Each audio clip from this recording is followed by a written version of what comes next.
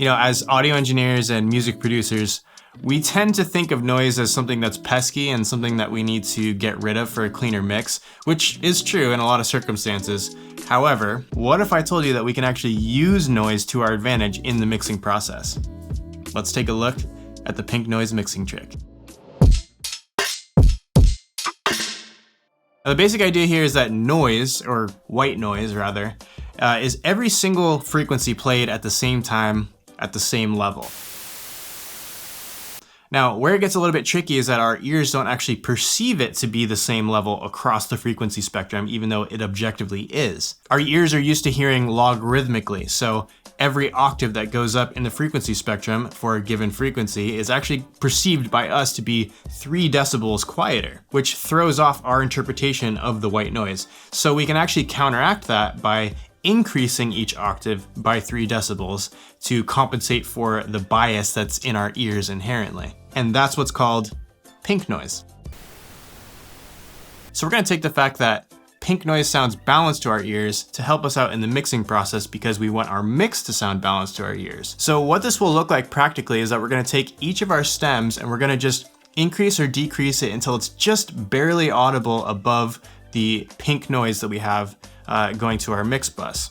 And every time we compare it to the pink noise, we're changing the level of each stem until the result is a relatively balanced mix that we can go ahead and tweak later. So let's take a look at what this would look like with an example. The first thing we need to do is get a hold of some pink noise. Now, you can either download some pink noise samples that people have on the internet in various places, or you can generate your own organically with a plugin such as Noise Generator is a free one. So in this plugin, you get to choose exactly what kind of noise you want. So we're going to go with pink noise. And what we want to do is set the level to be somewhere that gives us enough headroom in the mix. So if you set it as loud as it can possibly go, that means your mix is probably going to be way too loud and it's going to start distorting the mix bus, which we don't want. We want enough headroom to work with. So a good range to kind of start with is somewhere between -14 to -12. So I'm just gonna go somewhere like right about here, -12 is good. And I'm going to activate the plugin and then essentially I'm going to record it into another track using resample mode. Okay, so if I type in noise and then I record. Okay, and so you're just gonna let that run until you have a long pink noise sample. So now we're just going to go through one by one and solo each one alongside the pink noise and then change the level accordingly. So here's what the first one sounds like. And we're gonna solo it with the pink noise and then bring it up until it's just audible.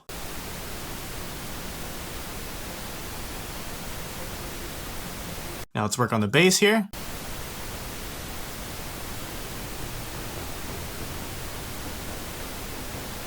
And when I'm doing this, I actually prefer to use the clip gain instead of the actual fader level, because that way I can use the faders for the smaller tweaks that I want to change about the mix, but I have a good solid foundation to start with here.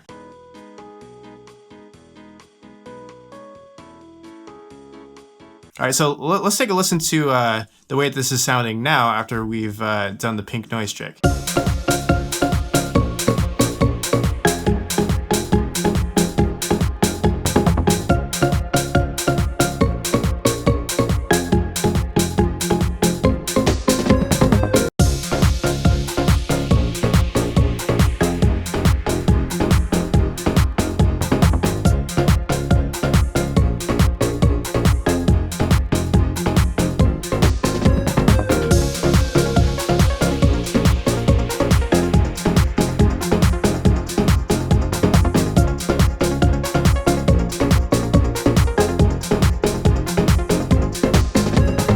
So you can hear that it gives you this really nice solid foundation to start your mix from, that where you can do the rest of your tweaks afterward.